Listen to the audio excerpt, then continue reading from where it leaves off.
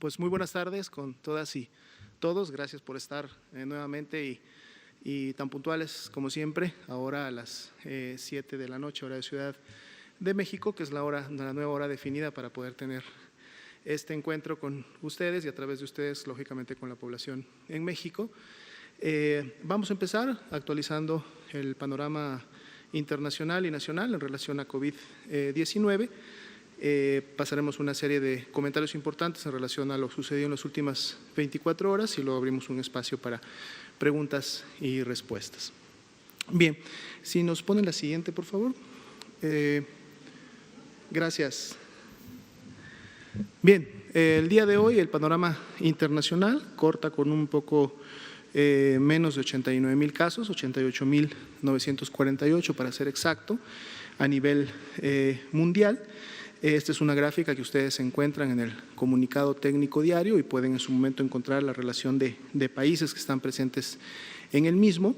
Importante, en la siguiente diapositiva podemos ver un poco la distribución de estos 88,948 casos en función de cómo se han ido presentando en los últimos días.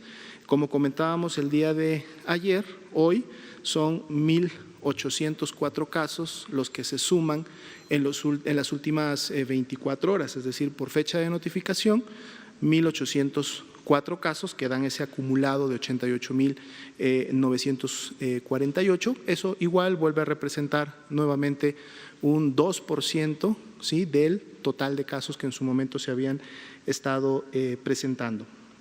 Si vemos ahora el panorama nacional en la siguiente diapositiva, pues no hemos tenido cambios en relación a los casos confirmados. Continuamos con los 5 casos confirmados que teníamos hasta el día de ayer. Pueden sí ustedes notar que hay un incremento en el total de casos sospechosos. Estamos cortando el día de hoy con 21 casos sospechosos. Este incremento, es importante comentar, se debe a que son los casos también que se presentaron durante el fin de semana, cuyas muestras y estudios ingresaron al INDRE en el transcurso de la mañana. Normalmente los resultados de laboratorio los tenemos durante los días al final de la jornada, es decir, después de las 6 de la tarde aproximadamente están saliendo estos resultados, pero entonces como ahora tenemos el comunicado técnico a las 7, hay varios que están todavía como sospechosos en función de que los resultados están por emitirse. De seguro el día de mañana tendremos ya menos casos sospechosos acumulados. Aún así también se incrementa el número de casos negativos a 69.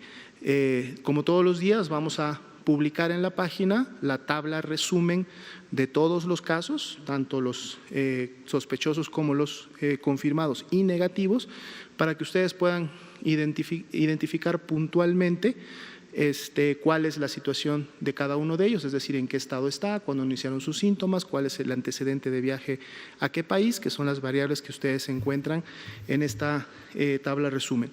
Se continúa dando seguimiento al contacto portador del Estado de México, se mantiene asintomático, por lo tanto mantiene su condición de portador y no se convierte todavía en un nuevo caso confirmado, de ahí que continuemos con 5 casos confirmados. Se está dando seguimiento también a todos los contactos que tuvieron algún tipo de exposición con los 5 casos confirmados hasta el momento. Como ya decíamos, estos contactos se le dará seguimiento durante 14 días puntuales y si durante ese tiempo no desarrollan ningún signo o síntoma compatible con COVID-19, se emitirá el alta sanitaria y entonces hasta ahí se cerrará este seguimiento. Y así será para cada caso confirmado que se tenga, habrá este seguimiento puntual. Bien, esa sería la actualización para el día de hoy. Le doy la palabra al doctor Reyes Terán para que nos dé información importante. Bien, gracias. Buenas noches. De la información que a mí me corresponde sobre la atención médica, en primer lugar, bueno, el paciente 1, el paciente que estuvo hospitalizado en el INER, fue dado de alta hoy, se le hizo el estudio de virus en la garganta, salió prácticamente negativo, lo que es importante porque en el aislamiento domiciliario por unos pocos días más. De todas maneras, el riesgo de transmisión de la infección es sumamente remoto o bajo. Muy importante, el genoma completo de este virus fue secuenciado por un grupo como parte del componente de atención médica que coordinamos. Es un grupo además interinstitucional que es muy importante, el grupo donde participó la Universidad Nacional Autónoma de México, participaron los Institutos Nacionales de Salud de Enfermedades Respiratorias y del Instituto Nacional de Ciencias Médicas y Nutrición Salvador Subirán, participó también el Instituto Mexicano del Seguro Social y otras instituciones. Creo que es una de las muy pocas veces que se da esta interacción de colaboración interinstitucional y yo creo que amerita celebrarse porque además en menos de 7 días, de hecho en 4 días, se tiene completamente secuenciado el genoma. ¿Qué importancia tiene la secuenciación completa del genoma? En primer lugar, bueno, esto lo hacen no todos los países del mundo. Y lo que se tiene que decir que este logro pues viene a la par como lo haría cualquier país del primer mundo. ¿Qué importancia potencial tiene? Obviamente la secuencia de un solo virus no podría no indicarnos gran cosa, pero en un futuro primero ayudó a confirmar el origen, la fuente del contagio, que fue Italia, aunque comparte algunas partes con Brasil. Cuando se acumulen estas secuencias de los virus, conforme vayamos teniendo positivos, obviamente va a ser de alguna ayuda potencial como parte de la vigilancia epidemiológica molecular que debe hacerse para saber las distancias entre un virus y otro o potencialmente para saber grupos de infecciones en algún determinado lugar, etcétera. Entonces, este hallazgo fue importante. Siguiendo con el reporte de hospitalizaciones, bueno, en ninguno de los hospitales en México hay alguna persona hospitalizada por coronavirus, SARS coronavirus 2. Es un hecho también relevante, lo vamos a decir cada vez que estemos aquí. No hay hospitalizaciones por infección por el SARS coronavirus 2. El tercer punto importante que a mí me gustaría decirles es de que en el INER se han probado en total 32 personas probables o casos sospechosos o que han cumplido la definición de un caso sospechoso y las 32 personas han salido negativas del jueves para acá, es decir, 4 días escasamente. Mañana se dará el segundo curso de formación de capacitadores, dimos uno en el INER precisamente hace unos días. El segundo curso será en el Hospital Infantil de México Federico Gómez a partir de las 8 de la mañana. Están inscritos el cupo total del auditorio. En el INER, la semana pasada, hubo cerca de 550 personas aproximadamente y además se transmitió en línea. Además, se tiene grabado todo el curso que se está permanentemente impartiendo en línea. Y en el Hospital Infantil de México, mañana viene gente de todas las instituciones y también del interior de la República Mexicana. El objetivo principal es capacitar a los capacitadores potenciales. Y finalmente, yo creo que es importante, no lo han preguntado, sobre tratamientos potenciales contra el coronavirus. Como sabemos, esta infección no tiene tratamiento específico en este momento. De hecho, como se ha mencionado, pues los virus son difíciles de tratar. Algunos se controlan bien, lo sabemos bien. Hepatitis C, por ejemplo, se cura. VIH puede controlarse por décadas. Y los virus, el virus de la influenza puede controlarse relativamente con un fármaco específico. Los coronavirus no tienen tratamiento específico. Sin embargo, cuando se han probado en los ensayos en el laboratorio algunos medicamentos, han probado tener una actividad contra el virus. Y sobre todo, bueno, lo que a nosotros nos ha interesado, hay dos medicamentos potenciales. Uno se llama hidroxicloroquina y el otro se llama remdesivir. Probablemente remdesivir es el que mayor potencial eficacia pueda tener.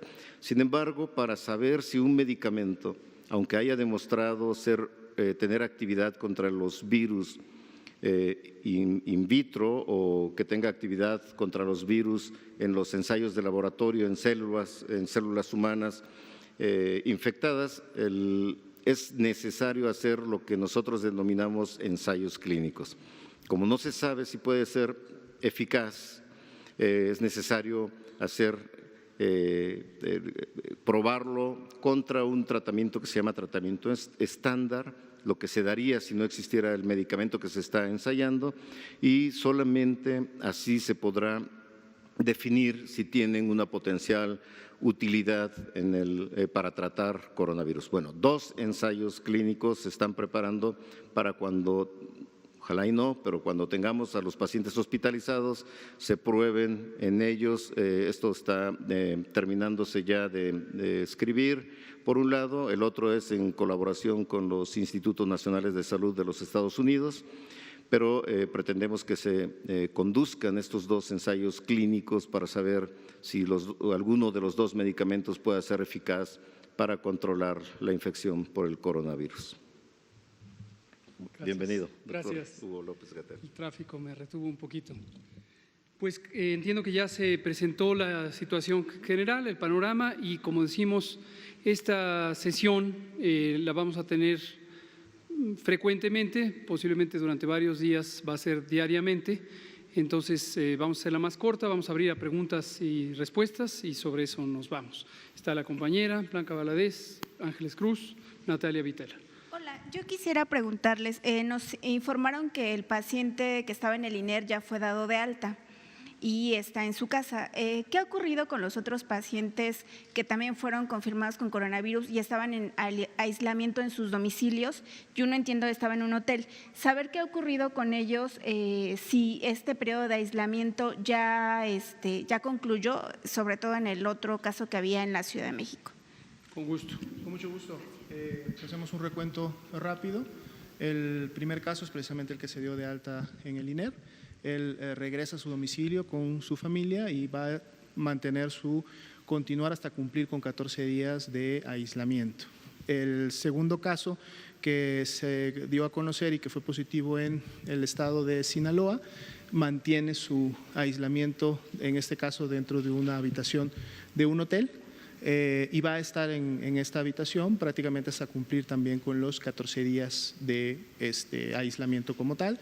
El siguiente caso de la Ciudad de México, ese paciente desde que se detectó estuvo en su domicilio, ahí fue donde se detectó, se confirmó, igual mantendrá su aislamiento hasta cumplir 14 días. Y los 2 últimos casos, que sería el de Coahuila y el de Chiapas, igualmente ellos están en aislamiento domiciliario y van a mantener ese aislamiento. Importante comentar que los 5 casos presentaron enfermedad leve. El caso del INER, como ustedes ya lo escucharon, fue dado de alta, quiere decir que ya está sintomático, ya no presenta sintomatología. El paciente en su domicilio de la Ciudad de México igualmente está estable con sintomatología muy ligera. El paciente que está en Sinaloa, al día de ayer tuvo su revisión por parte del equipo médico local de Sinaloa, evolucionó muy bien, está bastante tranquilo, tiene solamente un poco de tos, eso es normal, la irritación de la garganta. La paciente de Coahuila igualmente está en su momento en casa, tranquila. Y la paciente de Chiapas, recordar que ella regresó ya asintomática a México, es decir, desde su llegada a México, ella ya no presentaba síntomas, su sintomatología fue en Italia, ¿no? Entonces, todos están bien y están cumpliendo sus días de aislamiento. Por favor, Blanca, Ángeles, Natalia y Melina. Buenas noches. De los contactos, a mí me gustaría que me dijeran cuántos contactos de estos 5 pacientes, y no sé si el del Estado de México lo están incluyendo, pero de estos 5 pacientes en total ya rastrearon Tengo entendido que del primer caso eran 38 y faltaban 8. Supongo que son sus familiares, pero también quiero saber si después de que descendieron del aeropuerto tienen que ver con el chofer, incluso con el vecino y el señor de la tienda, saber exactamente si esa es la ruta que ustedes están recorriendo para saber para localizarlos, saber quiénes son ellos. También si de los sospechosos están posiblemente contagios de segunda generación. ¿Ninguno? No, la respuesta es no. Ajá, ok.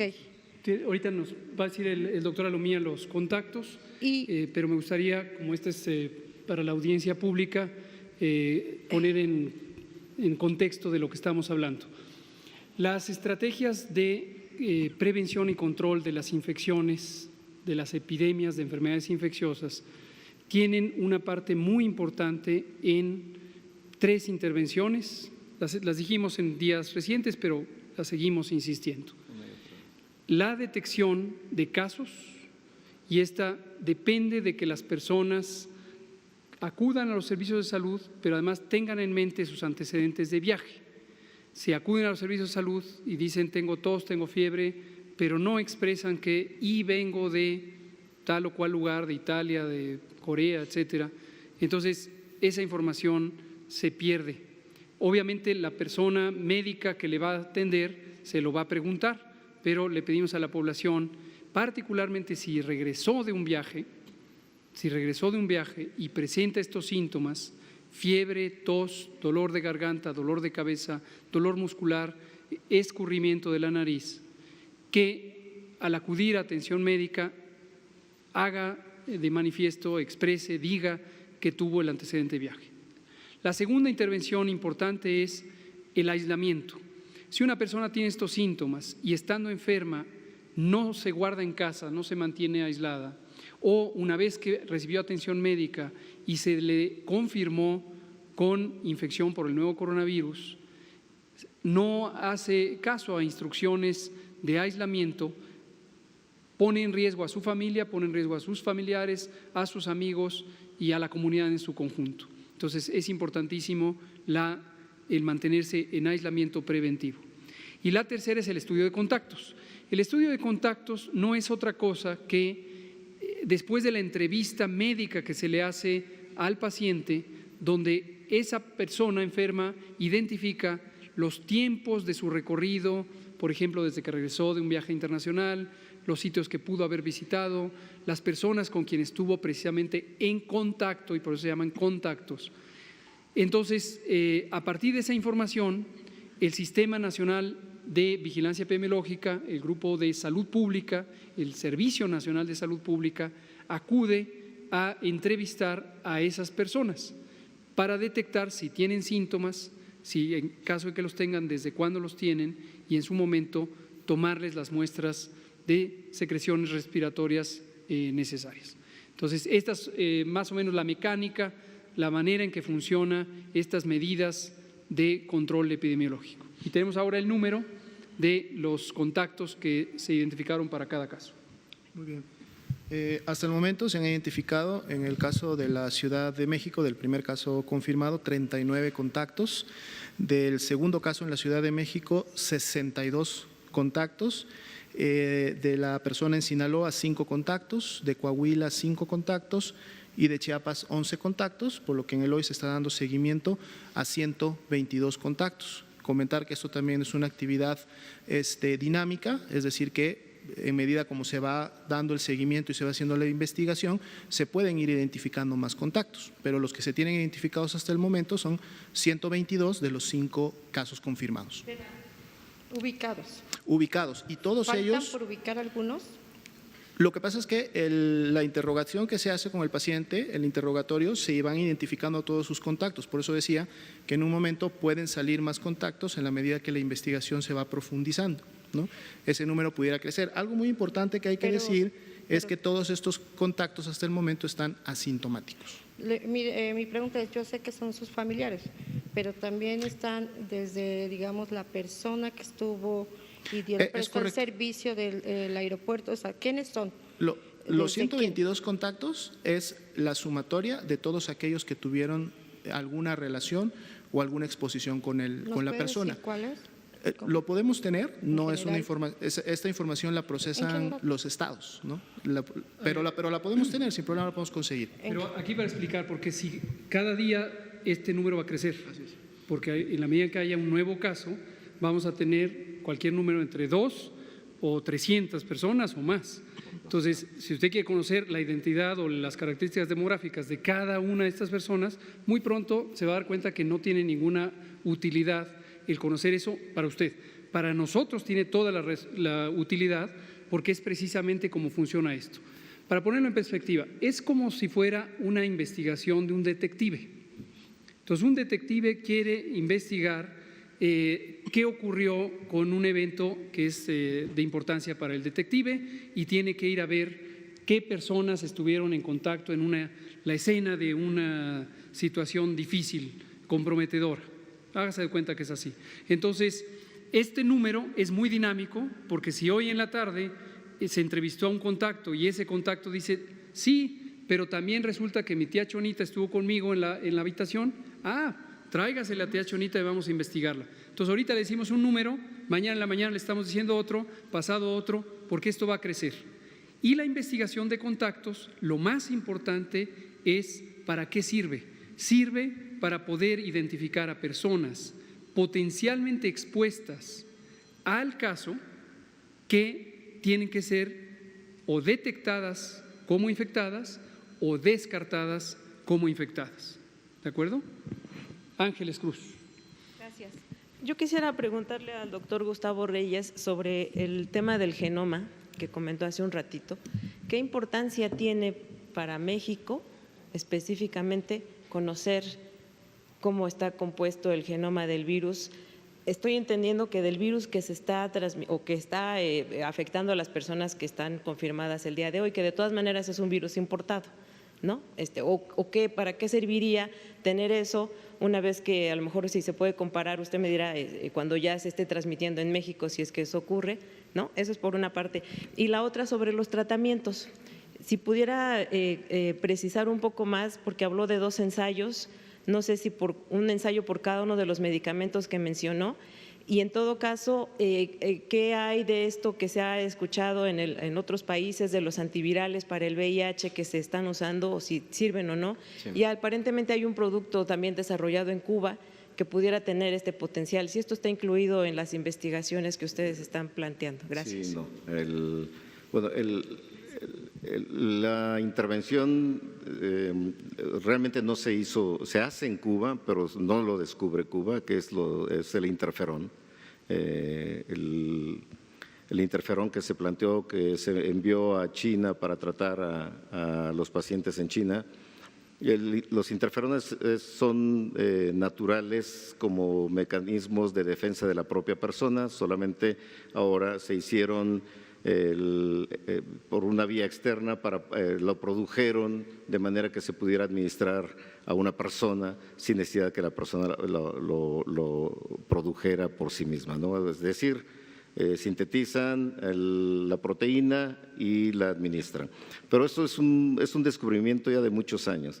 Pero Cuba lo produce a gran escala y por eso envió a China el medicamento. Pero no hay hasta ahora ninguna evidencia de que haya sido útil en China. Como yo les expliqué, para mostrar la eficacia de una intervención, de un tratamiento nuevo, es necesario, no hay otra manera hoy en día que hacer lo que se llama un ensayo clínico, y es a un grupo de personas darle el tratamiento que se pretende demostrar su eficacia y a otro grupo de personas se le da el tratamiento estándar.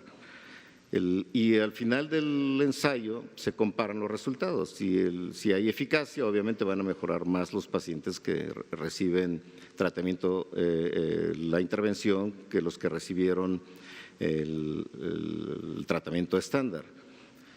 Esto que parece complicado es necesario hacer porque muchas veces se puede observar que un medicamento que potencialmente puede ser útil puede ser deleterio, puede ser perjudicial, y por eso se llevan a cabo estos estudios, ¿no? Y una vigilancia muy estrecha. Entonces, Dentro de estos medicamentos se propuso a los antirretrovirales, por ejemplo, el lopinavir con ritonavir, Caletra es el nombre comercial.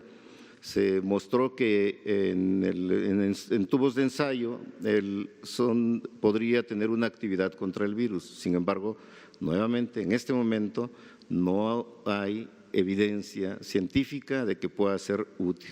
La cloroquina o hidroxicloroquina es otro medicamento que también se ha demostrado actividad antiviral, específicamente contra el coronavirus, y el remdesivir. Este último, remdesivir, es el que más se está utilizando en ensayos clínicos y hay como 100 ensayos clínicos en todo el mundo, bueno, en los países donde existe la transmisión sostenida y consistente del coronavirus, pero hasta ahora no hay ninguna evidencia científica que diga que remdesivir es eficaz para tratar al coronavirus. Tenemos que esperar hasta que finalice. México sería un país más de los que en conjunto se obtendría una muestra lo suficientemente representativa para decir si realmente funciona o no funciona el medicamento, pero se tendrá que esperar, yo creo que algunos días o semanas más. Probablemente en China esto se vea en las próximas 2 o 3 semanas, si hay algún efecto benéfico o no de remdesivir. Hidroxicloroquina fue una propuesta de un investigador del Instituto Nacional de Enfermedades Respiratorias, el doctor Rogelio Pérez Padilla, y actualmente los comités de ética se están evaluando la potencial aceptación para ser utilizado en los pacientes que tengamos, ojalá y no, pero los pacientes que tengamos hospitalizados próximamente. Gracias. Hidroxicloroquina se utiliza para tratar el paludismo o malaria y, bueno, ya casi no por la resistencia del parásito, pero se utiliza mucho para tratar enfermedades autoinmunes. Remdesivir se probó contra ébola hace algún tiempo y se ha probado también contra el SARS-1. El SARS-1 de 2002, dicho sea de paso, se parece, justamente cuando secuencian todo el genoma del SARS-1, hay un 80% de homología con este virus SARS-2. Por eso es la importancia potencial de la secuenciación que se está haciendo. Y regresando a la pregunta, Ángeles, de la secuenciación, en este momento no tiene ninguna utilidad más que ver diferencias pequeñas en el genoma comparado con otros virus, por ejemplo el de Italia o el de Brasil, con que comparte una gran homología y se asume o se confirma que el origen fue un virus adquirido en Italia. Pero cuando se tengan muchas secuencias virales o muchos genomas secuenciados de los virus en México, podría tener una mejor relevancia, utilidad para conocer mejor, a lo mejor los cambios que hay en México se asocian a una mayor virulencia del virus, a lo mejor a una menor virulencia y por tanto esa es una de las razones por la que desde ahorita estamos tratando de secuenciar cada uno de los virus que tengamos. Gracias. Natalia Vitela y Melina. Ya usted. Sí. Buenas noches. Yo quiero preguntar sobre el caso en San Antonio, Texas. Entiendo que es una paciente que fue dada de alta, que estuvo en un centro comercial importante y que después resultó que sí era positiva. Quería saber si hay una alerta o previsión por la cercanía y el flujo de mexicanos que hay en San Antonio. Y también preguntarle sobre los casos en Edomex. Ahora hablaron de una pareja. Quería saber si nos pueden hablar de esto. Gracias. No funciona así la dinámica de transmisión. Lo decíamos en la mañana que me preguntaban respecto al caso de Chiapas, esta persona que fue contacto del caso que está en Torreón, y la pregunta era sobre si el caso de Chiapas podría implicar un riesgo de transmisión hacia las personas migrantes que transitan por Chiapas y de ahí extenderse al territorio nacional. No funciona por proximidad simplemente en espacios territoriales tan grandes, es decir, si tengo un estado junto a otro estado no necesariamente implica un riesgo. Recuerden que la transmisión es de persona a persona, no por las corrientes de aire, no por la circulación del agua, no por mosquitos. Entonces, es muy diferente de cómo funciona, por ejemplo, el dengue. Aquí se requiere un contacto cercano de persona a persona. Es más, se los voy a ilustrar de esta manera y regreso a la inquietud de Blanca Valadez sobre los contactos. Vamos a suponer que yo no les he visto nunca y esa es la primera vez que les veo aquí a las colegas periodistas. Y que nosotros tres, es más, vamos a considerar que somos los tres, estamos infectados. Y estamos aquí a una distancia que es más o menos de unos 7 metros a la primera fila de sillas. Ustedes no son contactos relevantes. Nosotros, suponiendo que estuviéramos infectados, espero que no, nos salimos de este salón por allá y ustedes no están entre nuestros contactos. Suponiendo que es la única vez que nos vemos, por supuesto nos vemos en cada conferencia de prensa y luego estamos más cerca y nos saludamos, pero así no se diga entre dos estados vecinos. Respecto a los casos que se dijeron del Estado de México y otros más que salieron por ahí del Seguro Social, forman parte de esta información que es especulativa. Por ejemplo, lo que se decía del Seguro Social, había una noticia que decía que en la clínica les había, que era una pareja, ¿no? Y que se quedaron en el coche en la noche. De entrada sabe uno que esto es falso, porque el Instituto Mexicano del Seguro Social ya tiene un laboratorio de diagnóstico en el Seguro Social La Raza. Entonces, no es factible, no es posible que en la clínica les hayan hecho una prueba. Dicho sea de paso, recordamos, esta no es una prueba que sea útil, que sea necesaria para el tratamiento. Ayer también llegó una persona al INER, había estado en un festival de moda en Francia y esta persona llegó pidiendo que se le hiciera la prueba del coronavirus. Y lo que se le dijo es, pase usted a la valoración médica para que se evalúe sobre su salud primero y poderlo atender y recomendarle lo que necesite. Y segundo, ahí se decidirá si es adecuado o no, si se necesita hacerle la prueba. Y obviamente no, porque no era un caso sospechoso. Pero la persona se quedó con la idea de no me hicieron la prueba porque no la tenían lista. Falso, ¿no? Melina, por favor, y la compañera. Sí, claro, por favor. Algo complementar solamente. ¿Qué pasa si estamos infectados, yo estornudo o toso, ustedes allá lejanamente, pero toso sobre esta mesa, sin protección y sin tener la etiqueta respiratoria? Y después que nosotros nos vamos, ustedes vienen y ponen la mano donde yo tosí o donde yo estornudé y donde quedaron algunas gotitas con el virus dentro de las gotitas, y ustedes se llevan la mano a la boca, a los ojos o a la nariz. O sea, esa es una posibilidad de adquirir la infección. Por eso, esta es una transmisión por gotas, donde van los virus, donde se alojan en el tracto respiratorio y puede causar desde una infección leve, pero también puede causar una neumonía, sobre todo en las personas que tienen factores de riesgo para ello, que son generalmente las personas mayores o con enfermedades subyacentes crónicas del corazón, de los pulmones, etcétera, de los riñones, son los que están en riesgo de tener enfermedad grave. Pero ustedes se pueden infectar con esta gota y tener el virus. Por eso se recomienda, uno, lavarse las manos con frecuencia, no tocarse la cara para evitar o disminuir la transmisión del virus, y muy importante, limpiar las superficies, sea acero, plástico,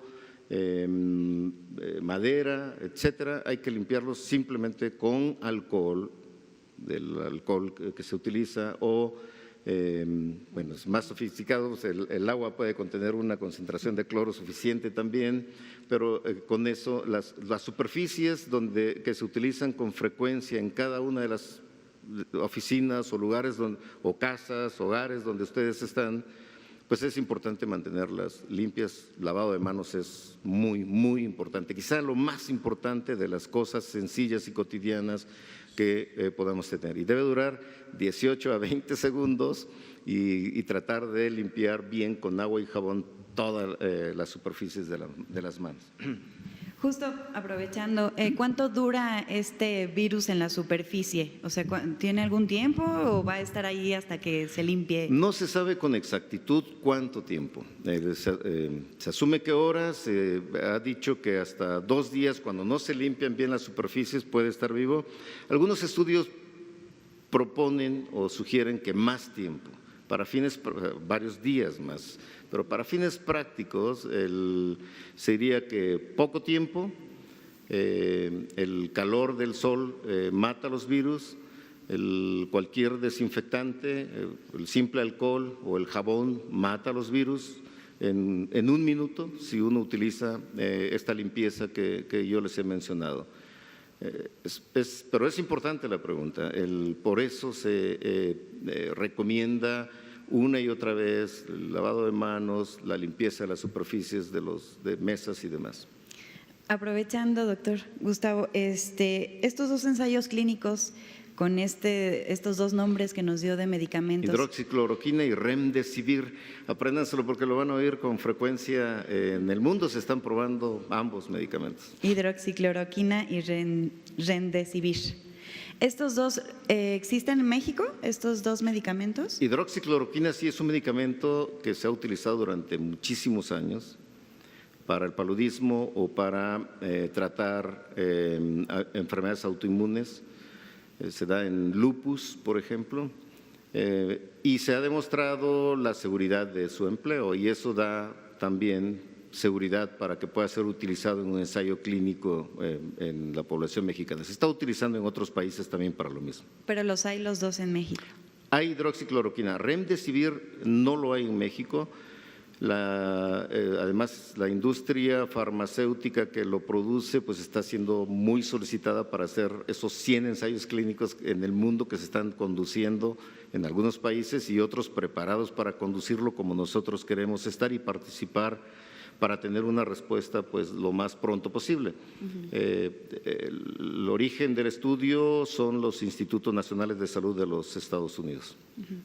Ahora, ¿estos 2 ensayos clínicos se darían en caso de que existan pacientes hospitalizados? Bajo protocolo aprobado por comités de ética. Eso es fundamental. No quiero que se lleven el mensaje a su casa de que llegue un paciente en cualquier hospital y le den el medicamento. Recuerden, cuando no se ha demostrado la eficacia de un medicamento, con este diseño de los estudios que yo les he platicado que se llaman ensayos clínicos controlados, el medicamento puede ser deleterio, no lo sabemos, puede ser perjudicial al usarse. Por eso se hacen los ensayos clínicos, que son experimentos finalmente en humanos, éticamente válidos, es muy importante y por eso son evaluados por un comité de ética y por un comité científico que aprueba su uso. No se puede dar para tratar coronavirus a un paciente que lo tenga y que se le haya demostrado. Sería una irresponsabilidad científica y médica y una falta de ética hacerlo de esa manera. Gracias. La compañera. Perdón, me faltaba una al subsecretario, justo. Subsecretario, preguntarle, justo hoy en conferencia el diputado Antonio Ortega del PRD rechaza pues lo que usted había comentado sobre estar o no para poder utilizar 25,000 millones de pesos para atender el coronavirus. Llamó a esta situación que fue improvisada y bueno, en algún momento hizo un comentario desafortunado de llamarles contaminados a las personas que han salido como casos positivos. ¿Alguna reacción acerca de esto? Porque de alguna u otra manera también ellos que son pues quienes hacen las leyes contaminan justamente la información para la ciudadanía. Cada quien tiene una opinión. Si la opinión no afecta y no confunde, pues es muy respetable. Si la opinión tiene un propósito de desvirtuar las decisiones técnicas que se están tomando tanto a nivel de México como a nivel del mundo y que son precisamente protocolos probados de atención, pues sí hacemos un llamado a la responsabilidad social en todos los elementos de la sociedad, organizada o no, a que unamos esfuerzos, tengamos claridad que este no es un tema político, este es un tema técnico en el que tenemos que actuar de manera muy congruente, muy organizada para protegernos todos de esta epidemia del coronavirus. Gracias. Allá la compañera, por favor, y luego aquí y luego allá. Y luego usted. Buenas noches, Betvirey Nieto de Eje Central. La pregunta es, ya que hay un intercambio fuerte de Perú hacia países asiáticos y ya que en Ecuador, que está un poquito más arriba, y países centroamericanos, en Ecuador hubo un primer caso, pero ya que estamos hablando también de Centroamérica, ¿cuál es el protocolo de las autoridades mexicanas en esta frontera sur, esperando que precisamente el virus pueda también propagarse por ese lado? Tomaré la oportunidad de su pregunta para decir algo que hemos dicho, pero también nos interesa decirlo todos los días. Tenemos tres escenarios. Escenarios le llamamos a tres situaciones de la transmisión de este virus que se pueden distinguir por la intensidad de la transmisión, es decir, cuántos casos van apareciendo, y también por las consecuencias de que aparezcan más casos o se mantenga sin que aparezcan más casos. El escenario 1 es la importación del virus, es lo que estamos ahorita viviendo y es de manera aislada en el territorio. Tenemos estas personas que han sido, viajaron fuera, regresaron al país y están trayendo el virus. Todavía ninguna de ellas ha contagiado a una persona más en el territorio, hasta el minuto de hoy, que lo estamos estudiando. Aún si contagiaran a una o dos o tres o un número reducido de personas en su alrededor, seguiríamos todavía en este escenario de importación. ¿Por qué razón? Porque es una situación manejable en donde podemos identificar quién contagió a quién y actuar oportunamente para mantener en reserva en este aislamiento preventivo que es totalmente voluntario, no se le fuerza a nadie, se le persuade, se le convence de la importancia de seguirlo y todo el mundo ha actuado con gran responsabilidad. Enseguida tenemos un escenario 2. El escenario 2 es cuando pudiera presentarse una situación en donde una persona contagió a otra ya en el territorio nacional y esa otra contagió a otra. A esto le llamamos tercera generación. Primera generación, la persona que importó el virus. Segunda generación, la persona que fue infectada por quien trajo el virus del exterior. Y luego a tercera generación, quien se contagió de una persona dentro del territorio nacional. Y luego puede haber cuarta, quinta, sexta, etcétera. En un momento dado que se presentara esta situación, ya no sería posible reconstruir las cadenas de transmisión. Cadena le llamamos a ese traspaso de una persona a la siguiente, a la siguiente, a la siguiente. Y esto podría ser la situación más difícil de controlar. Y a eso le llamamos la fase de transmisión comunitaria. En el primer escenario hemos dicho que el número de casos se contaría en decenas, 10, 20, 30, 40, etcétera. En el segundo escenario se contaría por centenas, 100, 200, 300, etcétera. Ayer dejamos en claro que no hay un número preciso, que a partir del caso 999 ya entonces hay miles y ya no. Ahora, tercer escenario es cuando esa transmisión comunitaria empieza a dar gran dispersión en regiones del país, un estado, 2 estados, 3 estados o potencialmente todo el país.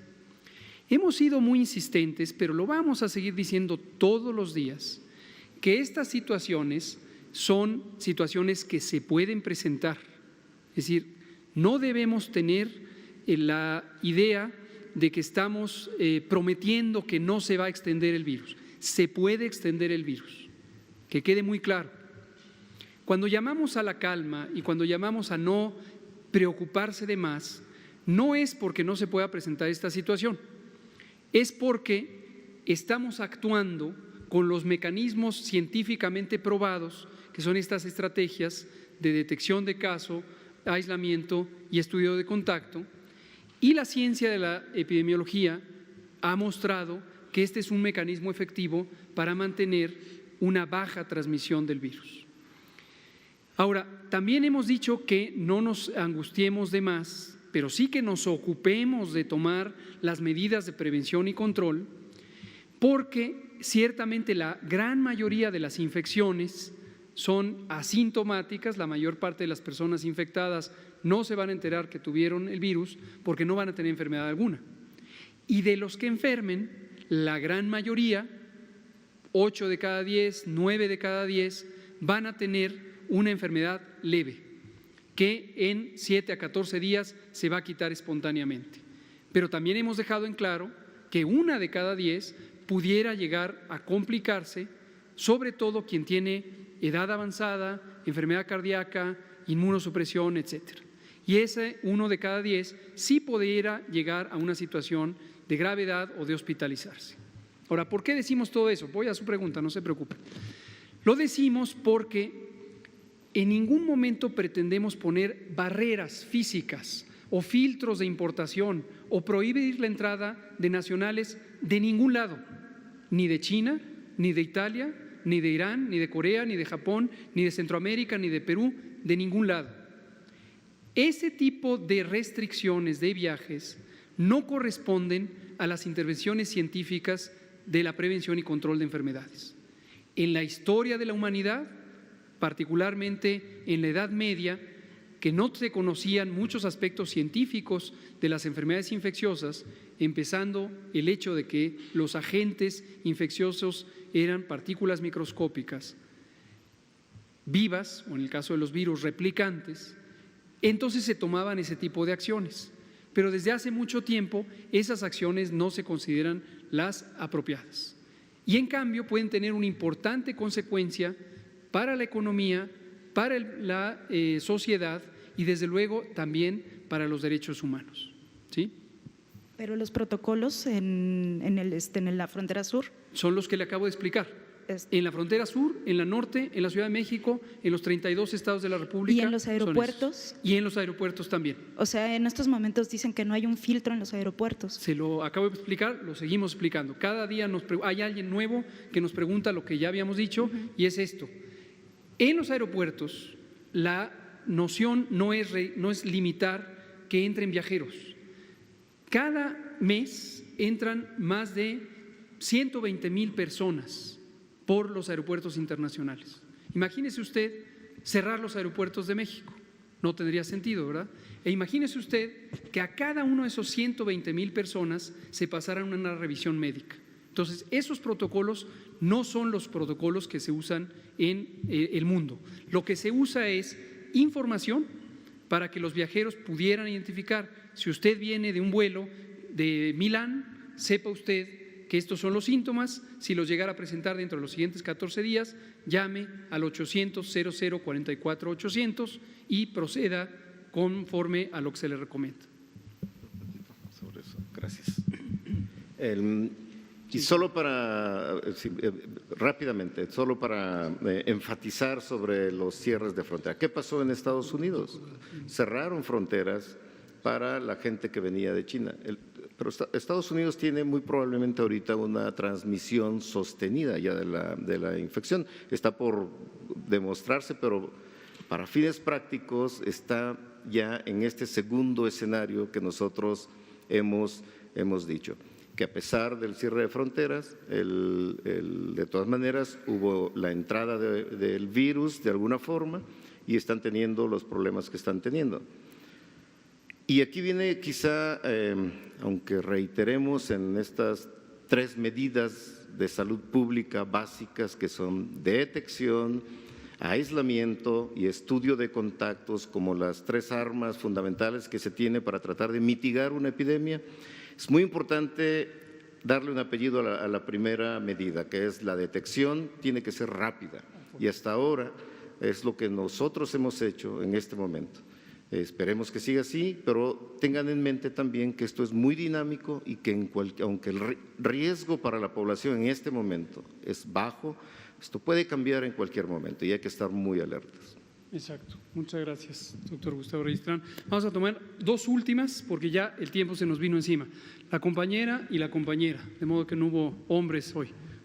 Ni modo, Héctor, pero bueno, ya está Héctor. Vamos a darle la palabra a Héctor, por favor. Gracias, subsecretario. ¿Ya tendremos una tasa o una estimación de tasa de contagio para el caso mexicano con este primer universo de casos sospechosos confirmados? Y en el caso del paciente que ya dieron de alta, ¿cuál es el proceso post-hospitalario? ¿Qué sigue? ¿Está en su casa o ya hace su actividad normal? Se habla que en China hay casos que se han dado de alta y a los pocos días se vuelven a contagiar. ¿Es una posibilidad? Gracias, Héctor. Gracias, doctor. Esto también lo hemos abordado, pero qué bueno que nos lo vuelven a preguntar, lo ha explicado precisamente el doctor Reyes Terán. Lo explico de manera rápida. Ha habido reportes anecdóticos, literalmente anecdóticos, es que en los 87,000 casos ha habido 2 o 3, no sé cuántos hubo en este reporte, de personas que ya habían sido dados de alta y regresaron.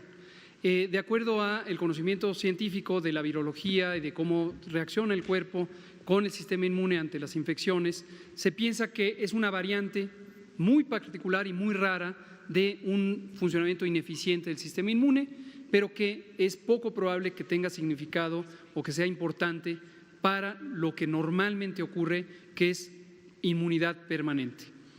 Ahora, respecto a la tasa de contagios, en México no ha habido contagios.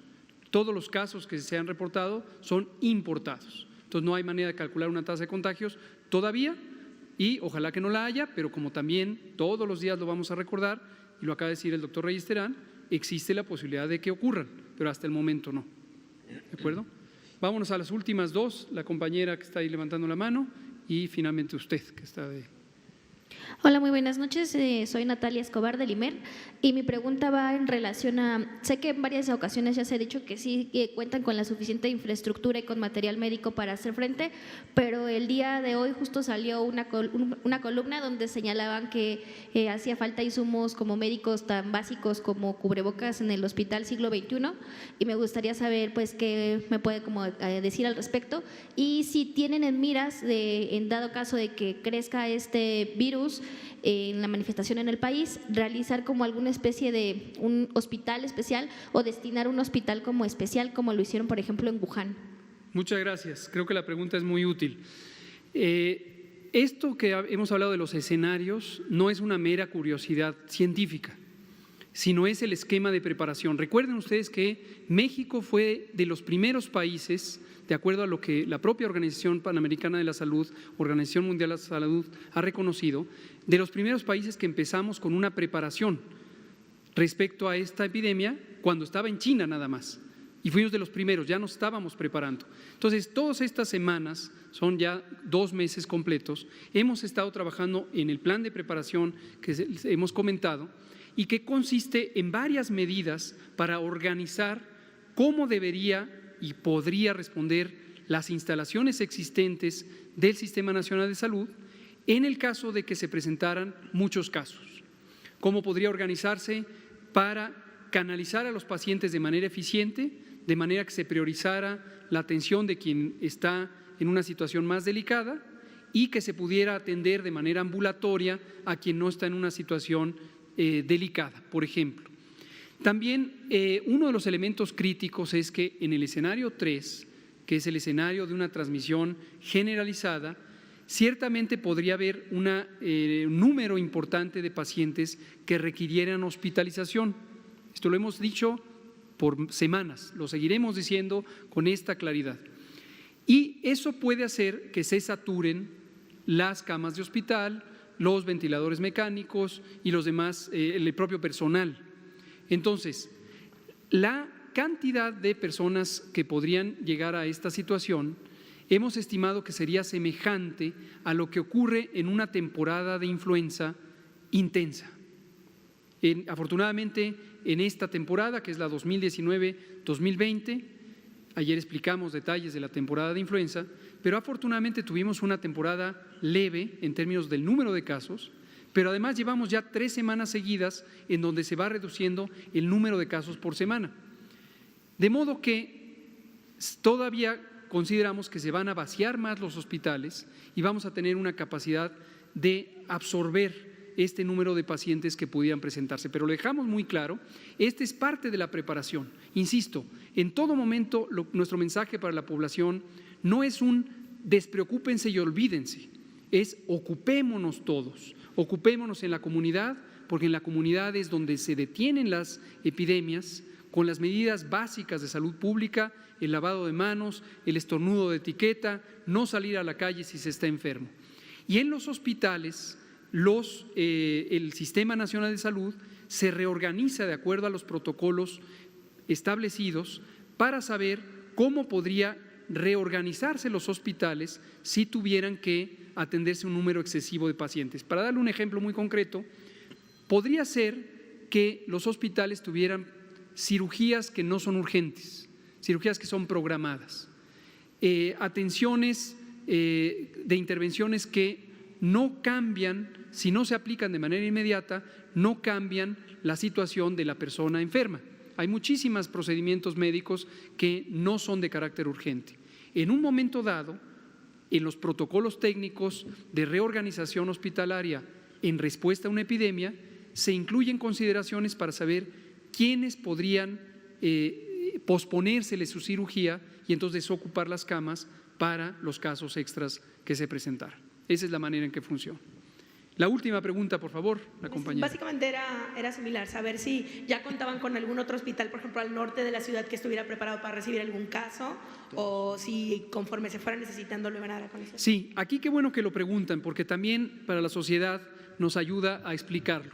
Todo el mundo hemos visto desde que empezó el año imágenes de grúas construyendo hospitales de 1000 camas en tiempos récord de una semana. Y entonces parece que la única manera de hacer frente a una epidemia es teniendo hospitales especializados solo para coronavirus y que ahí van las personas y que estén donde estén tienen que ir a los hospitales designados. No es el caso. Cada país responde de acuerdo a sus capacidades, de acuerdo a sus necesidades. No olvidemos que China es un país extremadamente poblado y puede ser que en la circunstancia de la zona, de la región de Hubei, hubiera una falta de camas hospitalarias. En México la estrategia es, usamos todo el Sistema Nacional de Salud, todo es todo.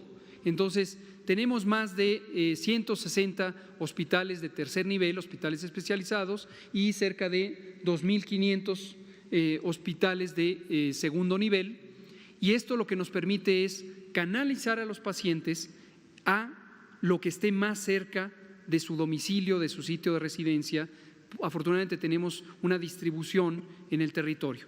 Lo que sí tenemos contemplados son estos protocolos de reconversión, este es el nombre técnico que se utiliza, reconversión hospitalaria, que es el que acabo de explicar, en donde lo que no es urgente se puede posponer si es que se presentara un exceso de necesidad comparado con las camas disponibles. Pero también puede ocurrir, a pesar de que lleguemos en el escenario 3 de transmisión generalizada, que no haya demasiados pacientes hospitalizados o que requieren hospitalización y con los procedimientos normales se pueda alojar a todos y cada uno de los que necesitan.